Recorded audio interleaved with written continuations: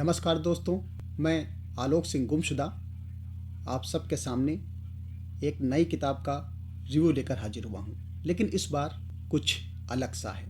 इस किताब की समीक्षा की है डॉक्टर उषा जी ने और इस किताब की लेखिका हैं प्रभा खेतान जी और यह किताब है अन्या से अनन्या।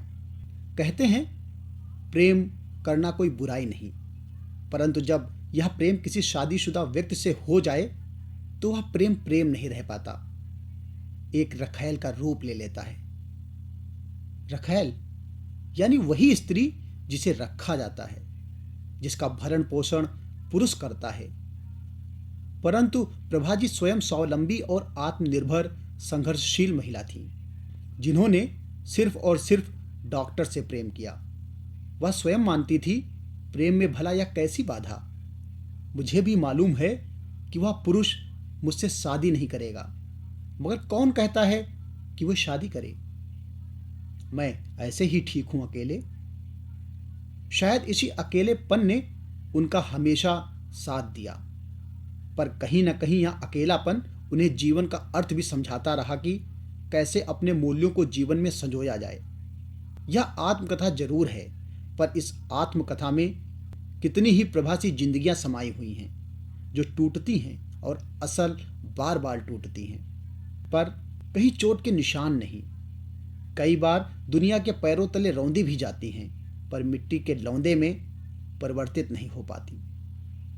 क्या प्रेम करना गलत है, या प्रेम की खातिर सारा जीवन एक पुरुष के लिए न्यौछावर कर देना, जो स्वयं 2 लड़कों और 3 लड़कियों का पिता है।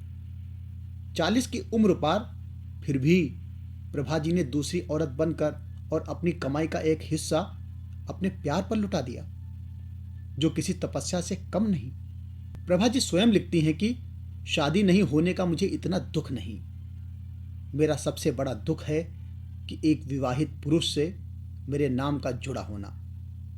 लोग मुझे उसकी रखैल कहते हैं, परंतु हमारा समाज कहाँ मानता है ऐसी मान्यताओं को कि एक स्त्री जो स्वयं अपना पैसा कमाती है समाज की नज़रों में रखैल कहलाती है।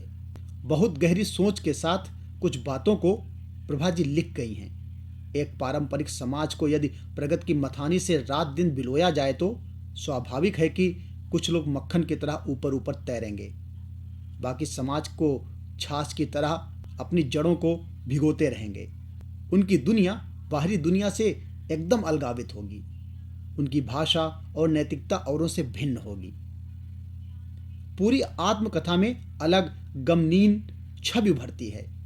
औरत मन और उसका अकेलापन उसे इतना कमजोर कैसे बना सकता है कि वह एक पुरुष के लिए अपना अस्तित्व तक भूल जाती है। पर कहते हैं ना, प्रेम कोई देह का आकर्षण मात्र नहीं जो सिर्फ सीमित हो जाए। प्रेम और वासना में फर्क होता है। प्रेम तो उस चेहरे को हमेशा खोजता ही रहता है, जैसे प्रभाजी की आंखें डॉक्टर साहब को खोजती रहती हैं। डॉक्टर की मृत्यु के समय भीड़ में कुछ की आंखें ऐसे घूर रही थी, शायद देखना चाहती थी कि प्रभाजी रो रही हैं या नहीं। सबके सामने नहीं रोना प्रभाजी ने अपने आप को समझा लिया। चाहे बंद कमरे में जिंदगी भर रो लें, परंतु इस वक्त बिल्कुल भी नहीं। अब मैं ज्यादा नहीं लिखूंगी, बस यही कहूंगी, प्रभाजी ने अपने प्रेम का मतलब समझा दिया है इस पुस्तक के माध्यम से। निशब्द हूं और आपकी मनोव्यथा को अच्छी तरह समझ पा रही हूं। इस पुस्तक के माध्यम से कई सवाल उभरते हैं। क्यों हमारा समाज अपने नियमों और कानूनों के माध्यम से प्रेम को गलत साबित करने पर तुला रहता है। प्रेम तो जिंदगी का चाहे कितना बड़ा हिस्सा क्यों न बन जाए, किंतु कभी भी पर्याप्त नहीं हो पाता। प्रेम को कार्य रूप में परिणत करने के लिए जिस साहस और हिम्मत की जरूरत होती है, वह इस आत्मकथा के माध्यम से प्रभाजी ने भली भांति समझा दिया है। इस पुस्तक में कुछ सटीक वक्तव्य हैं। इसी पुस्तक में प्रभाजी लिखती हैं कि दुनिया के पैरों तले रौंदी गई, पर कभी मिट्टी के लौंदे में परिवर्तित नहीं हो पाई। इस उम्र में भी एक पूरी की पूरी साबुत औरत हूं, जो जिंदगी को झेल नहीं रही बल्कि हंसते हुए जी रही हैं, जिसे अपनी उपलब्धियों पर नाज है, दोस्ती का हाथ बढ़ाकर जिसकी गर्भ हथेलियां हर किसी को अपने करीब खींच लेती हैं। तो एक अन्य जगह पे वो लिखती हैं, औरतें वह चाहे बाल कटी हों या गांव देहात से आई हों, कभी भी सुरक्षित नहीं। उनके साथ कुछ भी घट सकता है। सुरक्षा का आश्वासन पितृसत्तात्मक मिथक है। स्त्री कभी सुरक्षित थी ही नहीं। पुरुष भी इस बात को जानता है, इसलिए स्त्रीत्व का मिथक संवर्धित करता रहता है। सती सावित्री रहने का निर्देशन स्त्री को दिया जाता है, पर कोई स्त्री सती रह नहीं पाती। हाँ, सतीत्व का आवरण जरूर ओढ़ लेती है, या फिर आत्मरक्षा के नाम पर जौहर की ज्वाला में छलांग लगा देती है। प्रभा खेतान जी की लेखनी में अद्भुत जादू है।